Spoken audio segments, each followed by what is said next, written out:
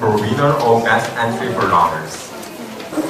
Her book, Teaching Young Learners English, co-authored with Jodie Klander, received the prestigious 2013 Van Warren International House Trust Prize. In 2016, Dr. Shin was named one of the 30 up-and-coming leaders of TESOL by TESOL International Association. So she's a very, very renowned speaker, professor, and I'm very honored to introduce her. Okay, let's give her big hands. Professor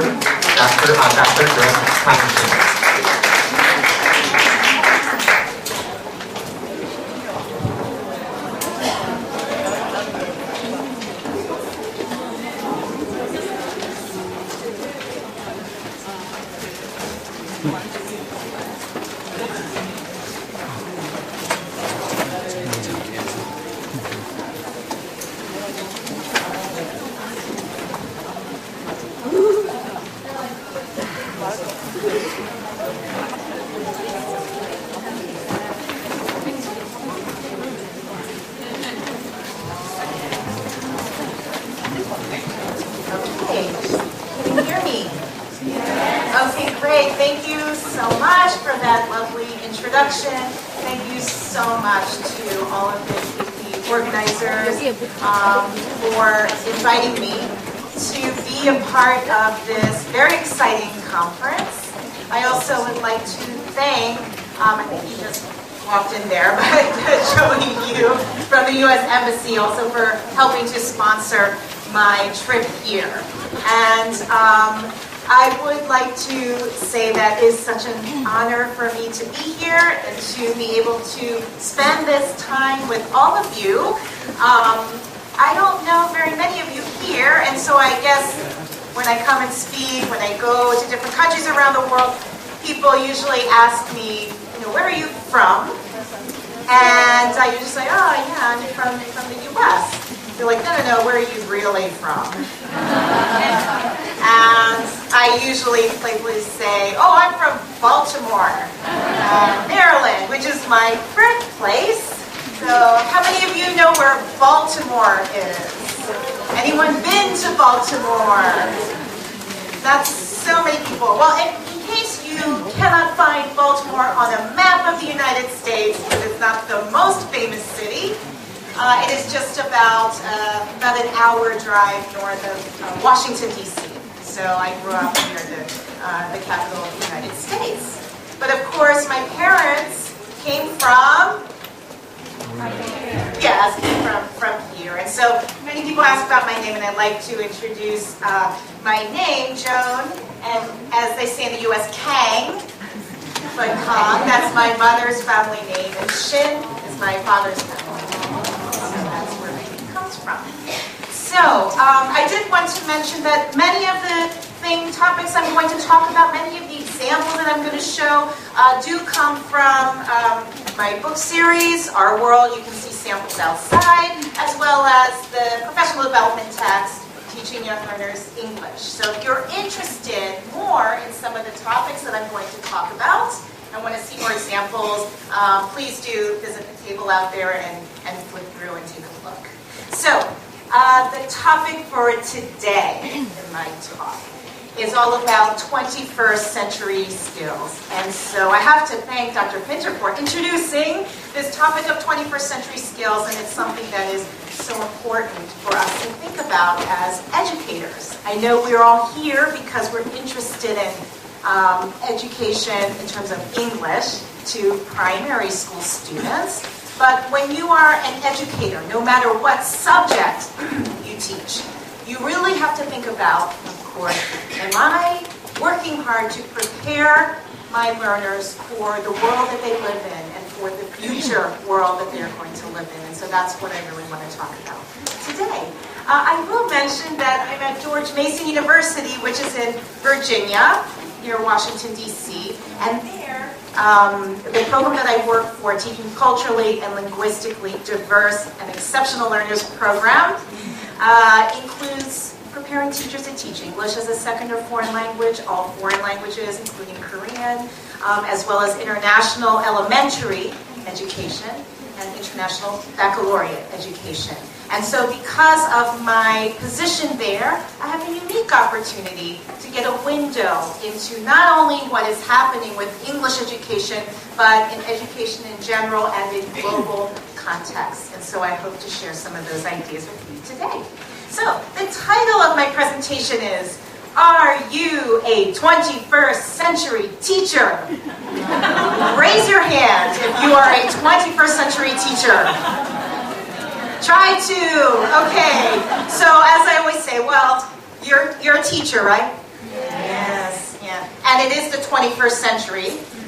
Yeah. So just by default, you are all in this room 21st century teachers. But of course, the question really is, am I really teaching my students and also building those very important 21st century skills, okay, that I know that my students need? And the 21st century comes with many challenges, right? Like, for example, I know I always feel very challenged to keep up with the technology of today, right? Some of you look very young in the audience, so maybe you are millennials, but I certainly am not. And so for those of us who are not millennials, sometimes you feel challenged to keep up with the fast pace of today. And so I want to begin my talk by just focusing on this photo here, okay? Because I think it represents 21st century learning. Okay, but not everyone sees that at first. So what do you see in this photo here? Okay, maybe you noticed that this person is me. Okay. No, do I look younger? Okay, so, and then what am I doing? Who am I with? Yes. Yeah, these are actually my 3 nephews. Yeah. Aren't they cute? This is Connor, Benji, and Max. And what are we doing together? Yeah, looking at the phone. Yeah, it's my iPhone. Maybe watching something, looking at something. Anyway, it almost doesn't matter exactly what I'm doing with them. I chose this photo because of the scene. Okay, the scene. Because I could be holding anything. I could be holding a storybook. I could be holding, as I am, a piece of technology. Okay, if you think about it, storybooks or books were once a new piece of technology. And so these are pieces of technology, things we need to learn, but how to use. But the important part is, what am I doing to make whatever it is I'm holding very useful, okay, to my nephews or my young learners? What am I doing to make what's on there something that's meaningful and purposeful, something that they can use when I'm not sitting there anymore? And is what I'm imparting with them going to help them to build their future? And so I want us to think about 21st century education in terms of this. We might be focused a lot on the technology, but that's not the most important thing. It's how we are making whatever it is we're holding more meaningful and purposeful and relevant to our young learners. Now, with English education, of course, we know we need to provide a context for learning, make it authentic, make it meaningful, purposeful, and relevant. So this is not new information.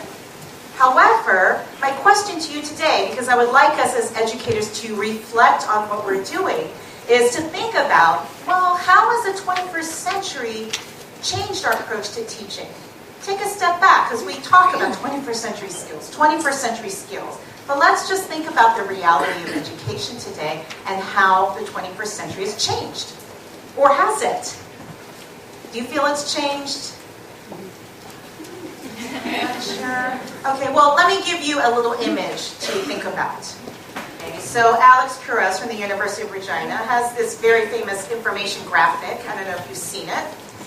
This is supposed to represent kind of the typical teacher network in the 20th century.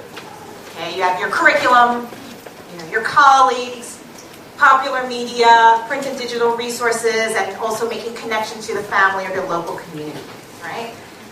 But this is how he depicts typical teacher network in the 21st century. Okay, so we have all the same things, curriculum, colleagues, but then we have blogs and wikis and video conferences, chats, social networking, online communities, social bookmark, digital photo sharing, etc., etc., etc.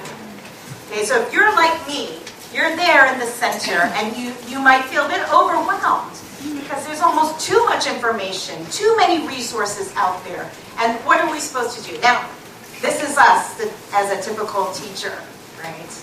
But also, this is a challenge our students face as well, right? That there's so much information and knowledge out there. And so sometimes we feel like, oh, we need to take a breath. And what do we do with all of this? Of course, this represents really the reality in the 21st century, which is we're now living in this massively interconnected world, right? And it's not just personally, right? I am chatting all the time or using Kakao Talk, which you guys use here, but also in a larger scale, as people, as nations, we also are interconnected and we rely on each other for so many things, right? Trade, political stability, resources, sustainability, protection, innovation, peace, communication, health, energy, aid, all of these areas, right, that we are interconnected more than ever before and must rely on each other. It really urges us to be able to think of our education systems in a different way and if we're really preparing our youth. Okay? Of course, this means that our students need more skills to prosper in this globalized world.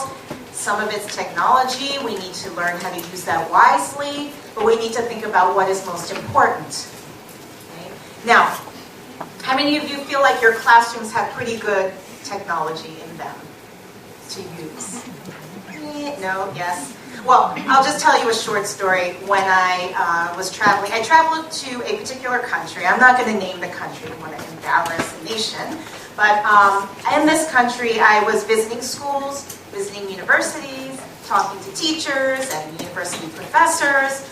And they were all telling me that the Ministry of Education in their country at the time had a goal to bring their schools up to the 21st century, to integrate technology, and they wanted to put in smart boards into every school in the country. And they reached their goal. But they found that this initiative didn't work very well. It almost failed, but why? Why do you think? What happened? The technology was in the classroom, but what was it? Yeah, they didn't provide enough teacher training for how to use the technology. They didn't put enough money or resources into developing materials to use on those smart boards. So the smart boards really were just used like a glorified, PowerPoint presenter, and it wasn't utilized in a way that was actually meaningful. Okay? And so the professors and teachers dubbed this policy, no technology left behind, as a joke to say, well, we have the technology, now what? Okay? And so we don't want to get caught up in this, emphasis on technology when we don't have what we need to use it. But many teachers feel this pressure, right, to bring their classrooms to the 21st century. Do you know who this guy Mark Prensky is?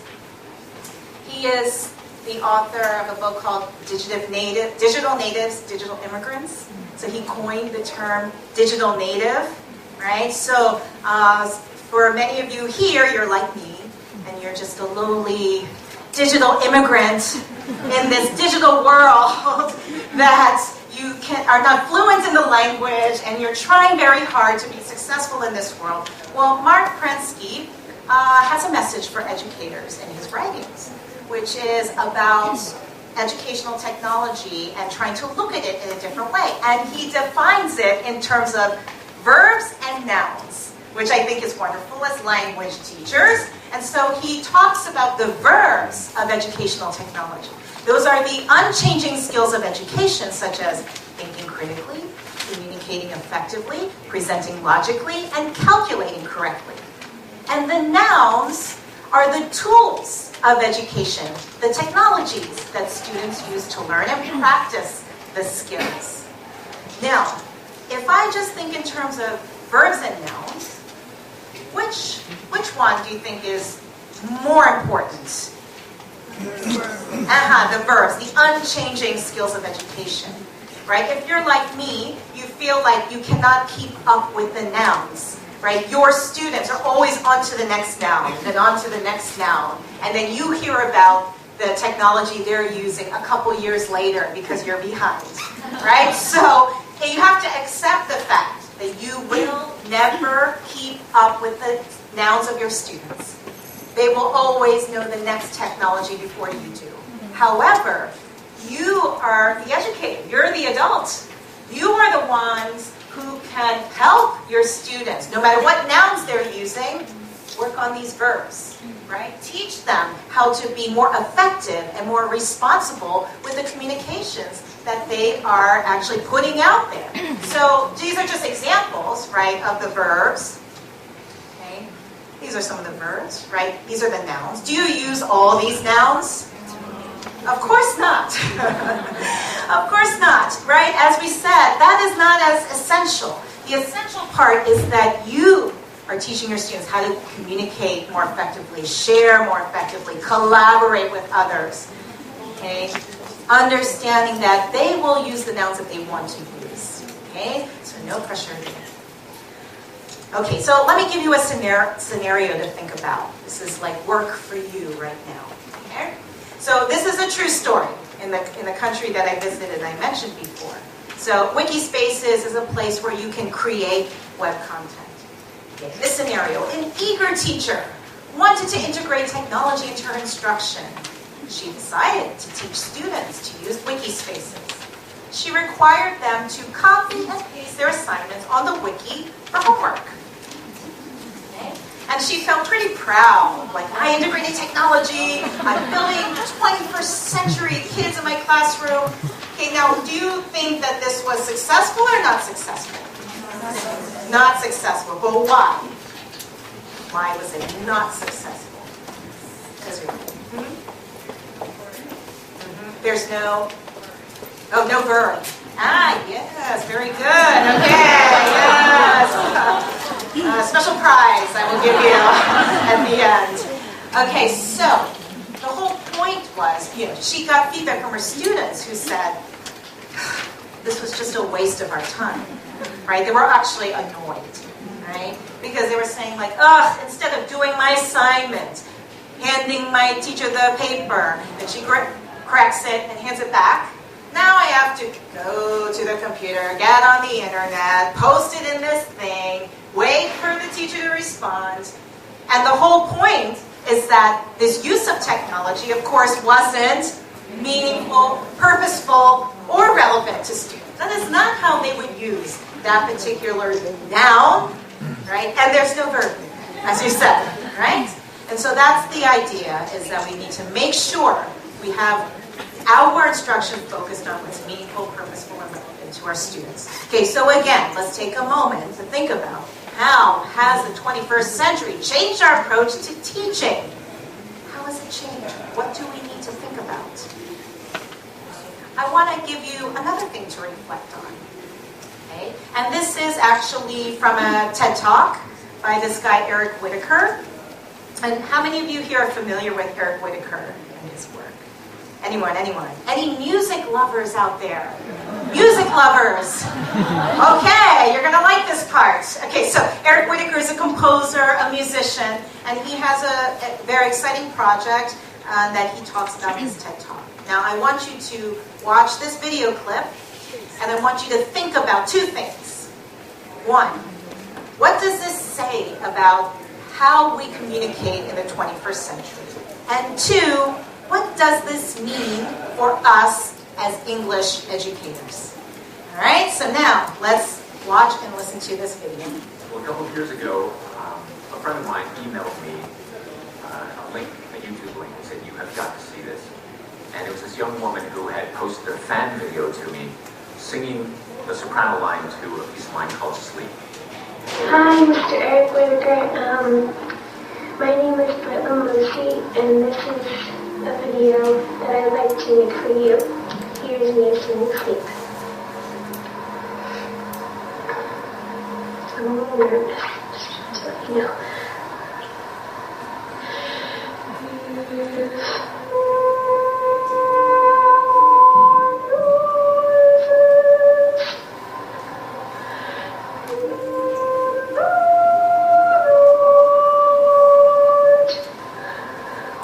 was thunderstruck. Brinlyn was so innocent and so sweet, and her voice was so pure. And I loved seeing, behind her, it's a little teddy bear sitting on the piano behind her in her room. Such an intimate video. And I had this idea, if I could get 50 people to all do this same thing, sing their part, soprano, alto, tenor, and bass, wherever they were in the world, post their videos to YouTube, we could cut it all together and create a virtual choir. So I wrote on my blog, OMG, OMG. I actually wrote OMG, hopefully for the last time in public ever.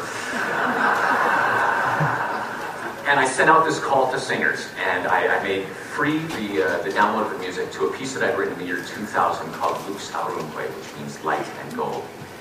And lo and behold, people started uploading their videos. Now, I should say before that, what I did is I posted a conductor track of myself conducting, and it's in complete silence when I filmed it, because I was only hearing the music in my head, imagining the choir that would one day come to be. Afterwards, I played a piano track underneath so that the singers would have something to listen to.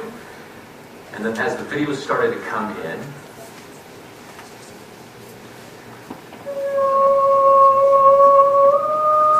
this is Cheryl Ang from Singapore.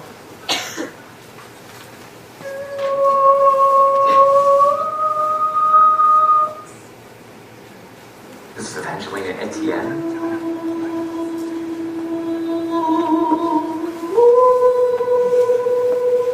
Massachusetts. Stephen Hansen from Sweden. This is Jamal Walker from Dallas, Texas.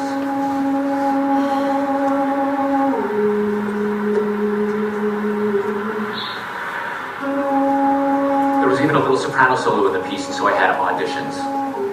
And a number of sopranos uploaded their parts. I was told later, and also by lots of singers who were involved in this, that they sometimes recorded 50 or 60 different takes until they got just the right take. They uploaded it. Here's our winner of the soprano solo. This is Melanie Myers from Tennessee.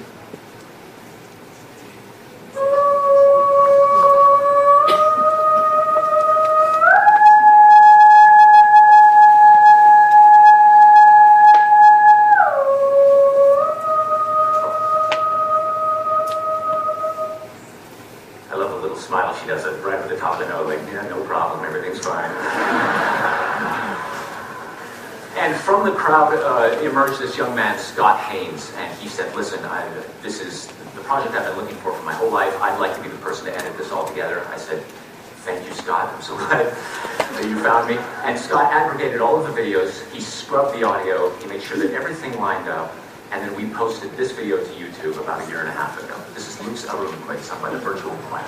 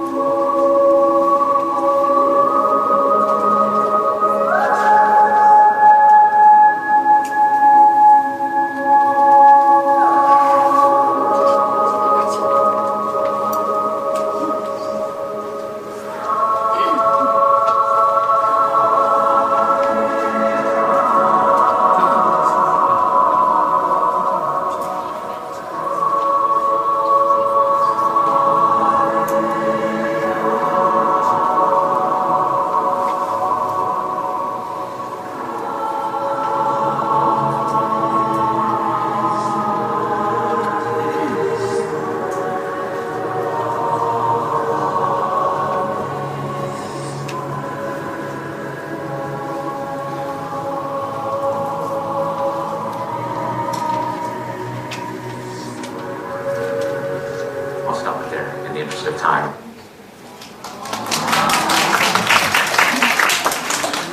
It's so amazing, so beautiful, right?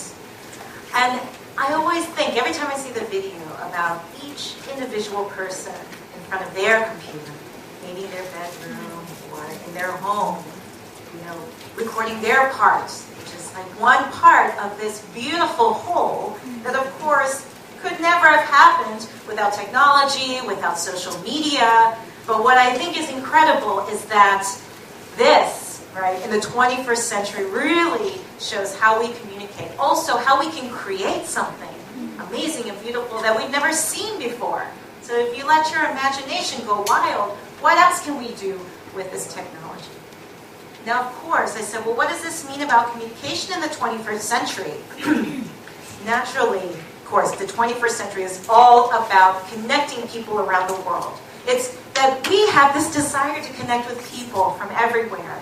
And so we create things using technology to do so, right? We know that communication is global, but I also want to remember, okay, technology is simply a tool.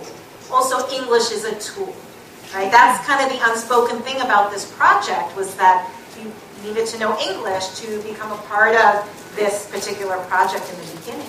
Now, I want to recommend that you watch the TED Talk later, not right now, because he created this virtual choir that ended up becoming over 2,000 people from all different countries around the world, and I really suggest that you watch it.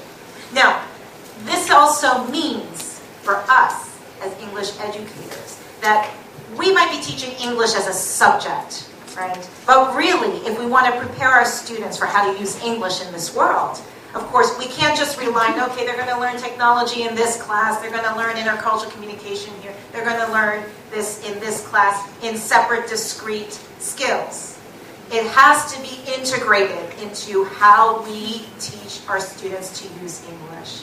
Also, of course, English is on the internet, so also if you think about this, by the way, you can also look up this information here on w3text.com. They do all kinds of analytics about information and content on the World Wide Web. So what is the most popular or the most used widget? What are the most popular social media sites? They also analyze the languages on the World Wide Web, and of course English dominates. You will find more and more languages coming up, but English still remains dominant. So in that case, of course, we want to give our students the skills to be able to access information. Well, English, of course, we know is very important.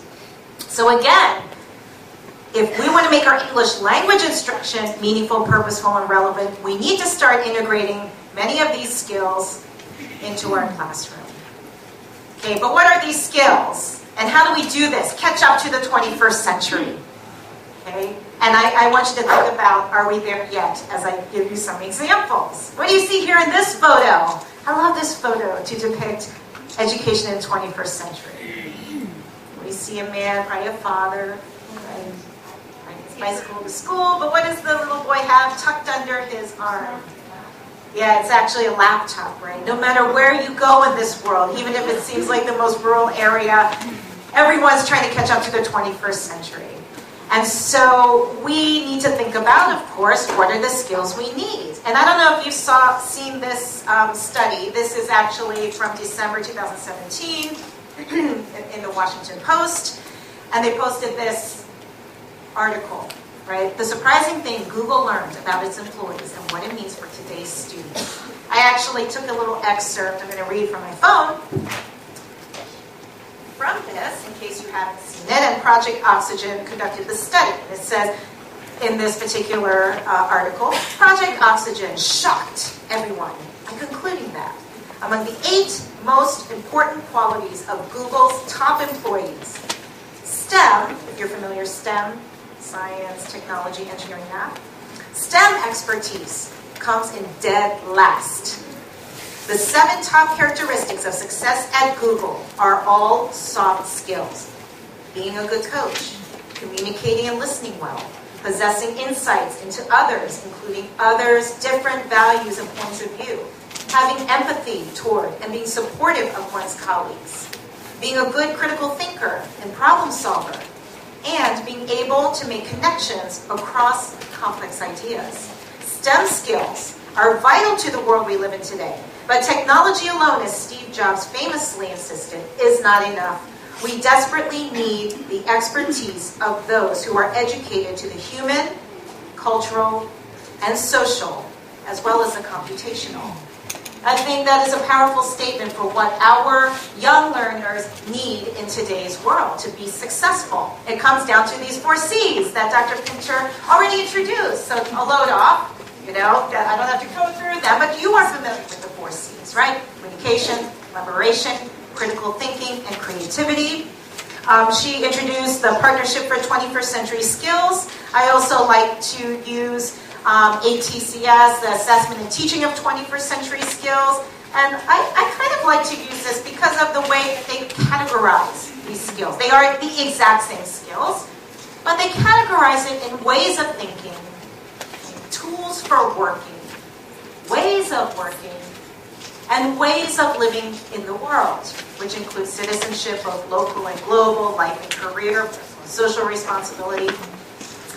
And I like thinking about it in this way because it can be helpful for us as educators. And I want to focus first on a couple examples for ways of living in the world, because maybe we feel a little bit overwhelmed by this. What can we do to help our young learners begin to think about these ways of living in the world? What I would like to say is, one thing we can do in the English language classroom is to build a global perspective, okay? A global perspective. And I'd like to give an example of that in the classroom and focus a little bit here on what is the approach we use in the classroom. And here's what I've seen. Like I said, being very honored to be able to travel to different countries and visit classrooms, here's what I see as a commonly used approach. First, we relate content to students' lives. That's good, right? Home, family, school, and friends. Okay? And because it's English class, I see often teachers connecting students to various English-speaking cultures. Okay? US, UK, Canada, Australia, among them. But of course, the status of English has changed in the 21st century, right? How has the status of English changed our approach to teaching? I'll just show you a short video clip. There are more speakers of English as a second or foreign language in this century than there are native speakers of English. David Crystal, the linguist, estimates that there are about 400 million native speakers of English, whereas there are over 1 billion speakers of English as a second or foreign language. Another well-known linguist, David Gradle, predicts that in the next 10 to 15 years, there will be around 2 billion people learning English. The status of English as a global language means that our children will grow up not only speaking to people from the US or the UK, as in the last century. Our young learners will grow up speaking English with people from any and all countries around the world. All right, so I'm sure you're familiar with this, right? Are you familiar with Cashier's Circles of English Speakers? Right. Okay, so these native, so-called native speakers come from this inner circle. David Crystal estimates over 400 million. But then there's this outer circle where English has a special status. It's either another official language or special administrative status, like it came in Singapore. But then there's this ever-growing, expanding circle, right, with over 1 billion people learning English as a foreign language. And of course, that changes how we need to think about approaching culture, right? If English is a global language, right, we need to teach about different cultures. Angela McKay talked about it in terms of target culture, international target culture, and source culture, right, which I'll bring back to these circles, right? Target culture material associated with the inner circle countries, international target culture material from all other countries, and then the source culture, which is home culture, and in this case, right, that comes from the expanding circle. Now, how do we integrate that into our classrooms? Okay, I'm going to give you an example that I hope you will enjoy. And of course, it's related to making PB&J sandwiches, one of my favorite. What's PB&J? Yes, peanut butter and jelly. How many fans of peanut butter and jelly sandwiches are out there? Okay, so it's one of my favorites, and it's very American, okay, if you didn't know. And I'm going to teach you a little song about it. Are you guys ready? Okay, can you hear me without this microphone? All right, because I'm going to need my hands. All right, so you are going to need your hands, too. All right, so first, let me teach you how to make a peanut butter and jelly sandwich. Because the first thing, of course, we need to make some peanut butter. How do you do that? Okay, now hold out your hands. So I want you to imagine there's some peanuts in there. Okay, some peanuts. How do you make peanut butter? And to go like this. So you've got to crunch them.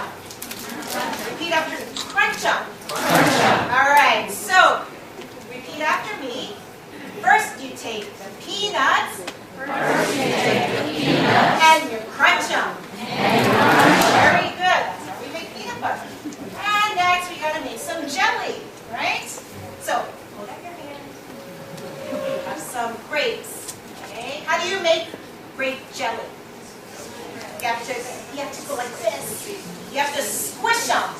Yeah, squish them. All right, now repeat after me. Then you take the grapes. Then you take the grapes. And you squish them. And you squish them. Very good. Next, you're going to have a piece of bread. Hold up your bread. You're going to take a little bit of the peanut butter and spread it. A little bit of the jelly and spread it. Okay, so then you take the bread. Then you take the bread. And spread it. Very good. Are we done?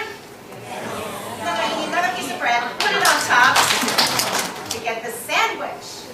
What do you do with the sandwich? Eat it. All right, so repeat after me. Then you take the sandwich. Then you take the sandwich. And eat it.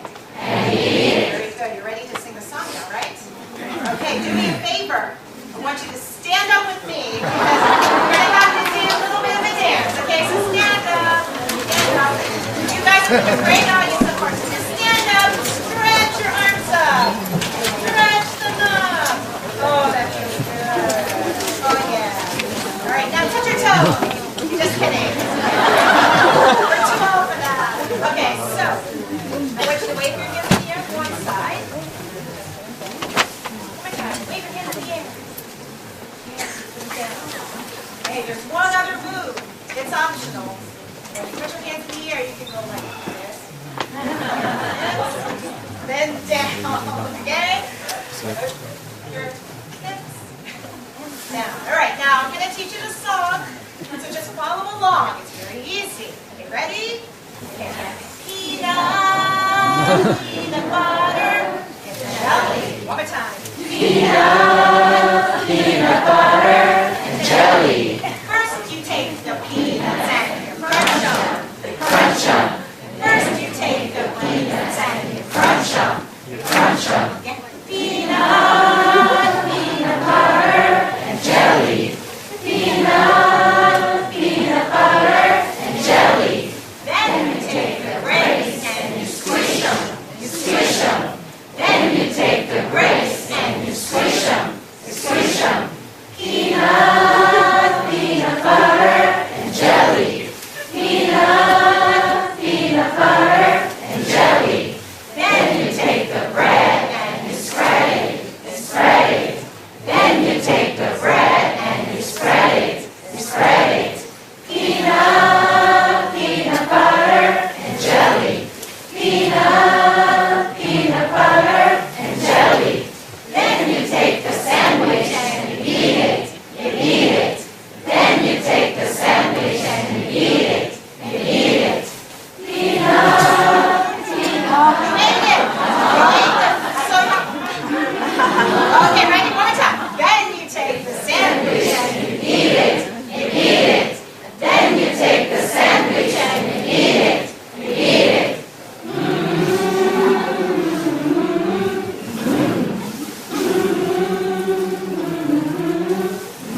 All right, very good. Excellent. Okay, did you enjoy the peanut butter and jelly song? Yes. Kids love it, of course. And, you know, peanut butter is very sticky, so. All right. Next. Because this is an example of target culture, right? American culture. Okay, you can find it on YouTube and practice it at home. Okay, but as I said, we're trying to build a global perspective. It isn't all about American culture, right? So we can also, if we're talking about food, teach about food from other countries and cultures. Here's an example of a recipe to make sushi. Any sushi fans out there? Yeah, sure. So we teach for different foods, then also some new verbs: spread, lay, roll, cut, dip. Okay? And then have students put it into the same structure of the song. And then they can create it and sing the maki, maki sushi with soy sauce. Are you ready to sing it with me? Just one line each. Ready? Maki, maki sushi with soy sauce. First you take the rice and you spread it, you spread it. Then you take the fish and you lay it, you lay it. Then you take the seaweed and you roll it, and roll it. Then you take the maki and you cut it, you cut it. Then you take the soy sauce and you dip it, you dip it. Then you take the sushi and you eat it, you eat it. Very good. Okay. So that's international target culture. You can bring in any kind of recipes you want, right? Pupusas from El Salvador. It doesn't matter, right? Lamb tagine from Morocco. Whatever you like. Okay. But I said there was a third culture, which is, of course, source culture, home culture. So now you can have students make a new dish from their country or culture. What kind of dish or what kind of song do you think your students could make up with food from Korean culture?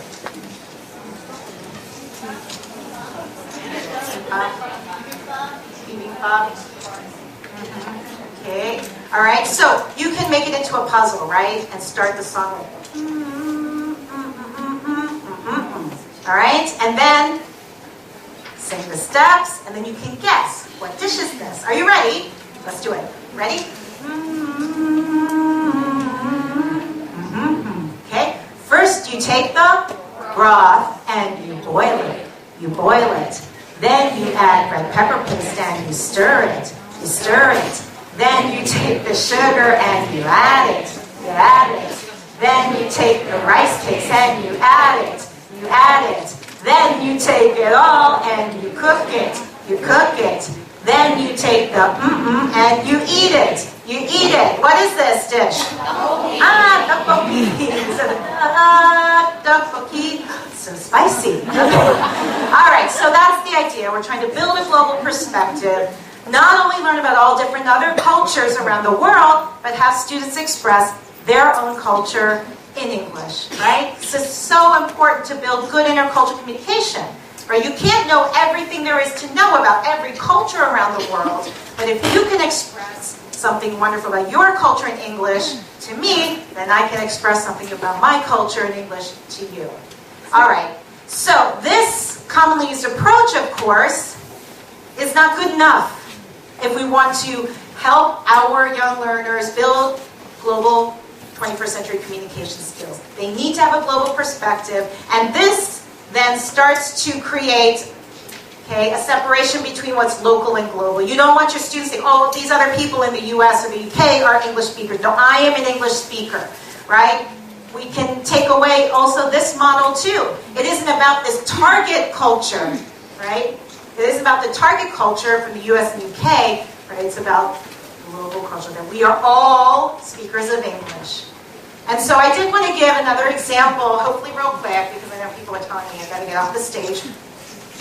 But for children, this International Children's Song approach, I think, is a great approach for the 21st century. Okay? And what I did was I collected children's songs from all around the world. And I asked some of my students who come from all these different countries, send me the songs that you teach your children to learn your native language. Okay? And so I got songs from over 50 countries, and I started to notice they all had some things in common, right? They were all short, repetitive, they had some of the same topics because we're teaching children about the world around them. Okay? And so I started to develop what I call the International Children's Song approach. I came across this amazing song, not Old MacDonald, okay, but this is an example of a song we might typically use to teach children about animals, right?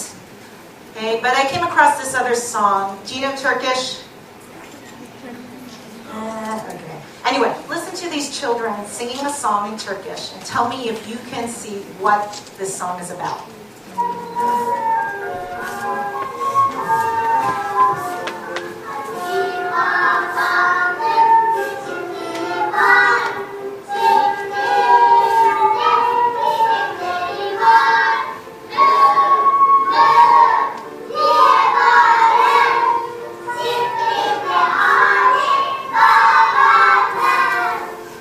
What is this song about? Did you hear them? Moo, moo. Okay, so if I do a direct translation of the song title, it's Ali Baba Has a Farm. Okay, and so it did get me to think, why do we always have to teach children about farm animals using Old MacDonald and his farm? Why can't we use Alibaba and his farm? Right? Because who do you think came first, Alibaba or Old MacDonald? That's not important. Anyway, so the song Alibaba, this was the inspiration for the series that I have, which takes songs from around the world and creating English adaptations for those songs. And this is what this song ended up sounding like. We used some music from Turkey, and we also included in the series children singing the original song in the original language, as well as children singing the adaptation in English. Okay, so do you guys want to try to sing it with the music? Okay, I will lead you, but you can try. Ready? Alibaba, he has a big farm. On his farm there are 7 cows. 1, 2, 3, 4, 5, 6, 7 cows. Moo. All on Alibaba's big farm. It's beautiful, right? Okay, I'm going to move on. Okay, so the whole idea, we went around the world, right? So with my partners at National Geographic, we went to classes in Mexico, Czech Republic, Philippines, India, the UK, China, all over, right? And if you imagine, what about in Korea? What traditional songs do you think you would like to see? Here's one of the songs that is in the series.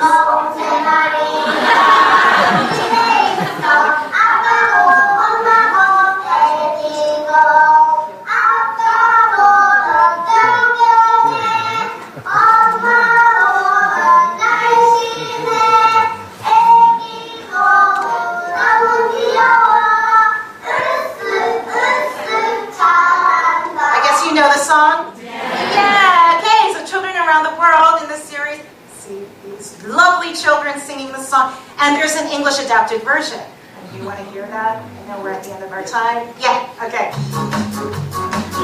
You'll see it's an adaptation. 3 happy bears live in a small home. Daddy bear, mommy bear, baby bear. Daddy bear is oh so big. Mommy bear is oh so nice. Baby bear is oh so cute. Hee, hee, hee, hee. Now we're done. Okay, so that's yeah, the publishers didn't want to say Daddy Bear's fat and Mommy Bear's slim. Don't want to create body images for children. So we went with oh so nice. Okay, so I know I'm at the end of my time, and I didn't get to all of my points, but I did want to just share with you that if you're interested to share more songs that come from Korea, you can join my Songbirds Facebook group, okay, and in there are instructions for sharing to be able to reach people from around the world. So you see, it's a project to bring people around the world together through children's songs. Let's use English as a global language to share popular traditional children's songs from diverse languages and cultures. And there's information about what to do. Okay, so you can see songs from all different countries around the world. Here's an example from Russia. So please be inspired by this and join the group.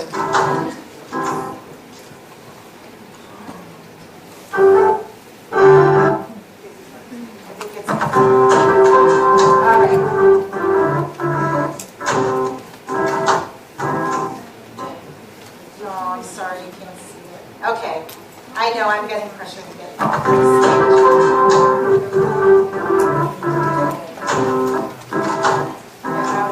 Okay. All right, so I'm going to just end my point. So the idea is that to build a global perspective, we've got to help our young learners explore their own world, right? Explore other people, places, and cultures. The point being is that we want them to be able to care about other people, other places, and to care about our planet, right? And one thing that we have to remember is that our young learners can't care about anything unless they first know about it. So for us as educators, we need to expose our children to the world. Hopefully, if they care about it, they will be inspired to then contribute to our world. Okay, so that's really the whole point of it. I want to get to the end. And so I'm sorry that I was not able to finish my presentation, but I will post it and give you the information online. And let me show you where you can find it.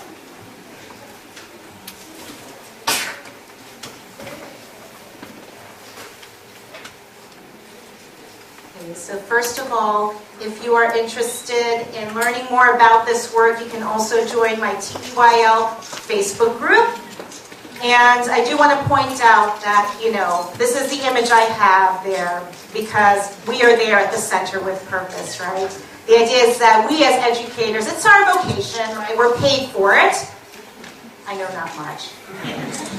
But it's a profession, meaning we are here even today because we're trying to get great at it, right? And why? It's because you have passion for it, you love it, and really it's a part of this mission we should all have because the world needs it and our children need you, okay? So are you a 21st century teacher? What do you feel now? Yes, are you there yet? Okay, so are you helping your students use English effectively across cultures, communicate and collaborate well with others? Okay, I didn't get to these points, but we need to help them learn how to learn, unlearn and relearn, interpret text, information, and media critically, be producers, not just consumers of information, and also care about other people, places, and our world. And the whole point is that we want them to be effective global citizens of the 21st century. Right? What is important? To make it meaningful, purposeful, and relevant to our young learners. Keeping in mind that this is so important, it's amazing. Don't ever forget this example with Eric Whitaker, right? Because through technology, through getting a global perspective, through using English as a global language, we can bring people together through English to be able to create things we've never seen before, not just beautiful things like beautiful music, but also maybe solutions to the problems that our world is facing today. That is why our students need to learn how to use English as a way to communicate globally with other people, right? Because guess who are the caretakers of our world? Yeah, our young learners. Okay? So it's vitally important for us to help them use it well and effectively. So thank you so much for your time.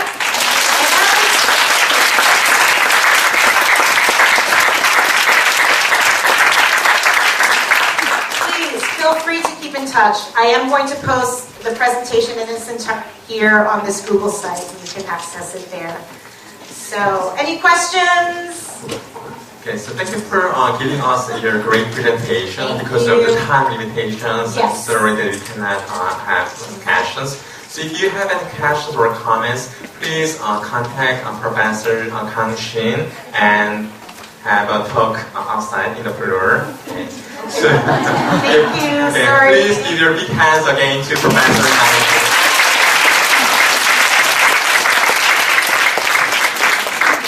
So now it's 1:55, so our concurrent session starts at 2.